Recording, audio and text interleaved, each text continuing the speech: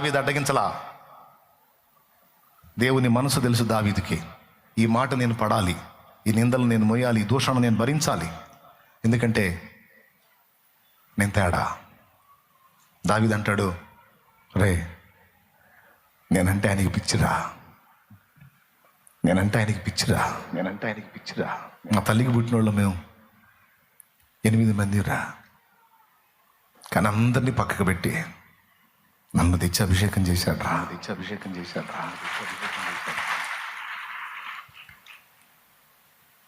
ఎవరి ఆదరణ లేకుండా ఒక అమ్మ ప్రేమ తప్ప అందరూ పెత్తనం చేసి ఆఖరుండ్రా నేను. నన్ను అందరి ముందు నిలబెట్టాడ్రా. ప్రవక్తకు నేను వచ్చిందాకా ఆపాడ్రా. అదిగో నేను వస్తుంటే అదిగో నేను కోరుకున్నవాడని నన్ను చూపించాడ్రా నా దేవుడు. ఆయన ఎక్కడ, నేనెక్కడ. నా అన్నల ముందు నాకు తైలాభిషేకం చేశాడ్రా.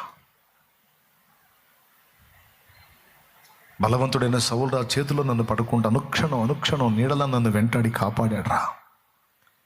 నన్ను చంపాలనుకున్న వాడి ప్రాణములు 2 సార్లు తీయడానికి నాకు అవకాశం ఇచ్చాడు. తీస్తానో లేదని చూశాడు. నేను తీయనందున సంతోషించాడ్రా. ఎప్పుడు వదిలిపెట్టాడ్రా నన్ను? ఎండకెండి వానకు తడిసి అరణ్యంలో క్రూర మృగాల చేతుల్లో ఎన్నోసార్లు పడబోతే నన్ను తప్పించి ఈ బలహీనమైన చిన్న చేతులతో వాటిని చీల్చే బలాన్నిచ్చి నన్ను నిలబెట్టాడ్రా నా దేవుడు.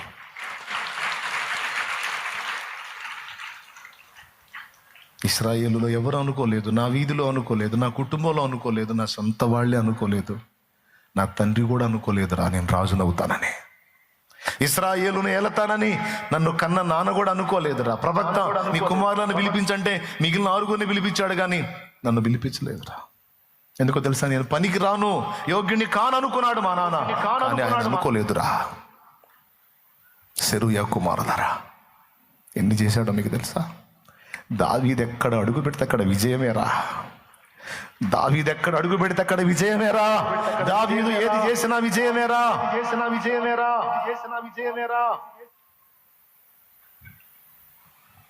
పిచ్చిరా నేనంటే నా దేవుడికి, ప్రాణంరా నేనంటే.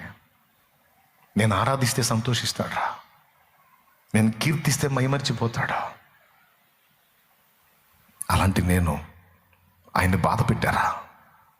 ఆయనకి నచ్చని పనులు చేశాను, ఆయన క్షోభ పెట్టాను. నేను ఇలా అవుతాను, ఇలా అడుగేస్తాను అనుకోలేదు ఆయన, కానీ అలా చేశాను నేను. ఇప్పుడు నన్ను ప్రేమించిన వాడే నా మీద కోపడుతున్నాడు రా. నన్ను కొట్టాడు, న్యాయమే. కొట్టిన వాడే దగ్గరకు తీసుకుంటాడు, ఆగండ్రా. కొట్టిన వాడే మళ్ళా నన్ను చేరదీస్తాడు, కొంచెం ఆగండ్రా. పడనీయండ్రా, 4 మాటలు పడనీయండ్రా, కొన్ని బాధలు పడనీయండ్రా. నన్ను గర్వినైపోయాను, అహంకారం అయిపోయాను, నా మొదటి స్థితిని మర్చిపోయాను. మళ్ళా తెచ్చాడ్రా నన్ను కొండలకి, మళ్ళా తెచ్చాడ్రా నాకు అవమానకరమైన గతకాలపు అనుభవాలకి మళ్ళా తెచ్చి నా గతాన్ని గుర్తు చేస్తున్నాడు రా. ఇది చేస్తున్నాడంటే అర్థం ఏంటో తెలుసా? మళ్ళా నన్ను సింహాసనం ఎక్కించబోతున్నాడు. నేను ఉన్నదన్నట్టు నా దేవుని ముందు ఒప్పుకుంటున్నాను రా. నా దేవుడు ఎప్పుడు న్యాయవంతుడే, నేనే తేడా. నా దేవుడు ఎప్పుడు న్యాయవంతుడే, నేనే తేడా.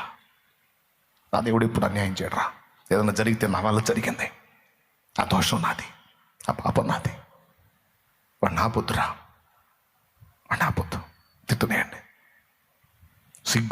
సిగ్గుని తృణీకరించి అవమానాన్ని స్వీకరించాడు దావీదు. ఈరోజు నువ్వు దేన్ని బట్టి కూడా, అది ఆత్మీయంగానైనా భౌతికంగానైనా సిగ్గు ఫీల్ అవ్వద్దు. ఆయన్ని తెలుసుకో, ఆయన్ని ఎరుగు. 2 నిన్ను నువ్వు ఎరుగు. నువ్వు ఎలా ఉన్నావో చూసుకో, ఎప్పటికప్పుడు పరిశీలించుకో, ఎప్పటికప్పుడు నిన్ను నువ్వే వెతుక్కో. మనకు అలవాటు ఏంటో తెలుసా? ఇతరుల మీద నేరారోపణ చేస్తాం. వాళ్ళు వీళ్ళు తేడా, వాళ్ళు అలా వీళ్ళు ఇలా అని. అది ఇష్టపడ్డాడు దేవుడు. నీ కంటిలో నన్ను దూలమనించక నీ పొరుగువాని కంటిలో నన్ను నలుసుని నువ్వు ఎందుకు ఎంచుతున్నావని దేవుడు ప్రశ్నిస్తాడు. కాబట్టి ఎదుటోళ్ళని ఆరోపించే ముందు, ఎదుటోళ్ళని ఆక్షేపించే ముందు, ఎదుటోళ్ళని నిందించే ముందు దయచేసి మనం ఎలా ఉన్నామో ఒక్కసారి చూసుకుందాం, దిద్దుకుందాం. 2 మనం ఎరిగి ఉండాలి. నెంబర్ 1 మన దేవుణ్ణి ఎరిగి ఉండాలి. నెంబర్ 2 మనల్ని మనం ఎరిగి ఉండాలి. మన లోపాలేంటో, మన పాపాలేంటో, మన పొరపాట్లేంటో మనం ఎరిగి దిద్దుకోవాలి. అలా ఎరిగి మనం ఆయన దగ్గరికి వెళ్ళామనుకో, దేవా నేను తేడాగా ఉన్నాను, నాకు అర్థమవుతుంది, దయచేసి నన్ను కనికరించు అన్నావు అనుకో, ఏం చేశాడు తెలుసా? తప్పిపోయిన కుమారుని తండ్రి ఏం చేశాడో అది చేస్తాడు నిన్ను. తప్పిపోయిన కుమారుడు యథార్థంగా తండ్రి దగ్గరికి వచ్చి తన దోషాన్ని ఒప్పుకుందాం అనుకున్నప్పుడు, ఆ తప్పిపోయిన కుమారుడు విషయంలో తండ్రి ఏం చేశాడు? దగ్గరకు తీసుకొని మెడ మీద పడి ముద్దులు పెట్టుకున్నాడు. అవునా? దేవా నీ ఆలయంలోకి వచ్చేదానికి నేను యోగ్యుని గాను, నేను సుంకర్ని, నేను పాపిని ప్రభా, ఆకాశం వైపు కళ్ళెత్తడానికి కూడా భయపడుతున్నాను దేవా అని బాధపడ్డవాడిని ఆమోదించాడు, అంగీకరించాడు. నేను యోగ్యుణ్ణి అని వచ్చి బిల్డప్ ఇచ్చినోడిని తృణీకరించాడు దేవుడు.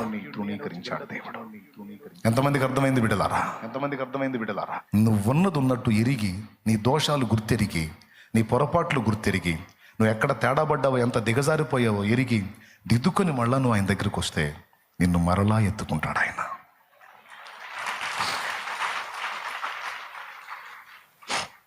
ఎట్లా ఆమోదిస్తావు దేవా నన్ను? ఎట్లా నేను నీకు ఇష్టుణ్ణి అని అడిగితే, తేడా పడ్డావు కానీ దిద్దుకున్నావు కదా, నీ తప్పుని గుర్తించావు కదయ్యా, ఇతరుల మీద నింద మోపలేదు, ఎవరో తేడా అనలేదు, నేనే తేడా అన్నావు కదా, అది నచ్చిద్దిరా నాకంటాడు ఆయన. ఉన్నదన్నట్టు ఒప్పుకోవటం నచ్చిద్దిరా నాకంటాడు దేవుడు. కాబట్టి మనం యథార్థంగా ఉన్నదన్నట్టు దేవుని ముందుకెళ్ళి సరి చేసుకుందాం. అది మొదటిది. రెండవది, దేవుడు బలవంతుడని ఎరిగి, జ్ఞానవంతుడని ఎరిగి, నిన్ను పిచ్చిగా ప్రేమించేవాడని ఎరిగి సిగ్గుని ఫీల్ అవ్వద్దు. అది ఏ విషయంలోనైనా సరే ధైర్యంగా నిలబడదాం. భవిష్యత్తు మందే. ఆమేన్.